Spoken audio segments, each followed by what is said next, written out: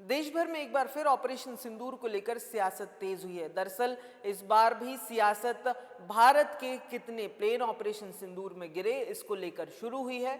ये विवाद भारत के इंडोनेशिया में डिफेंस अटैचे इंडियन नेवी के अधिकारी कैप्टन शिव कुमार के एक बयान के बाद शुरू हुई, जहां कैप्टन शिव कुमार ने यह कहा कि ऑपरेशन सिंदूर के शुरुआती दौर में भारतीय सेना के कुछ प्लेन्स गिराए गए हैं पाकिस्तान की तरफ से। दरअसल इंडोनेशियन एम्बेसी में भारत के defence attache captain Shiv Kumar ने यह बयान 10 जून को दिया था एक लोकल यूनिवर्सिटी के एक कार्यक्रम में।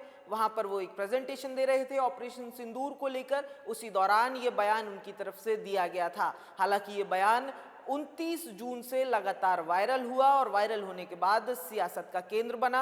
लगातार सियासी पार्टियां अलग अलग तरीके से सरकार को अब इस बयान के बाद घेर रही हैं। सुप्रिया सुनीत कांग्रेस की सीनियर लीडर हैं, उनकी तरफ से एक ये पोस्ट किया गया था जिसमें वो इस बयान को कोट करते हुए सरकार पर निशाना साधती हुई दिखाई दी। वो सुप्रिया सुनीत ने लिखा कि मोदी सरकार ने न सिर्फ झूठ बोला बल्कि ताजे खुलासे से साफ है कि इस सरकार ने राष्ट्रीय सुरक्षा से समझौता किया है। इसके अलावा कांग्रेस पार्टी के ऑफिशियल हैंडल से भी इसी तरीके का पोस्ट हुआ है कि कांग्रेस पार्टी ने उस बयान को कोट करते हुए लिखा है, राजनीतिक नेतृत्व की लगाई बाधाओं के कारण भारतीय वायुसेना ने पाकिस्तान के खिलाफ लड़ाकू विमान गिराए हैं। दरअसल लगातार विपक्ष ऑपरेशन सिंदूर के बाद से ही सरकार से ऑल पार्टी मीटिंग या पार्लियामेंट्री सेशन के अंदर ऑपरेशन सिंदूर से जुड़े डिटेल्स का खुलासा करने की बात कहती हुई नजर आती रही है। इस ताजा बयान के बाद एक बार फिर कांग्रेस ने इसी तरह की मांग उठाई है और सरकार पर लगातार निशाना बनाया है।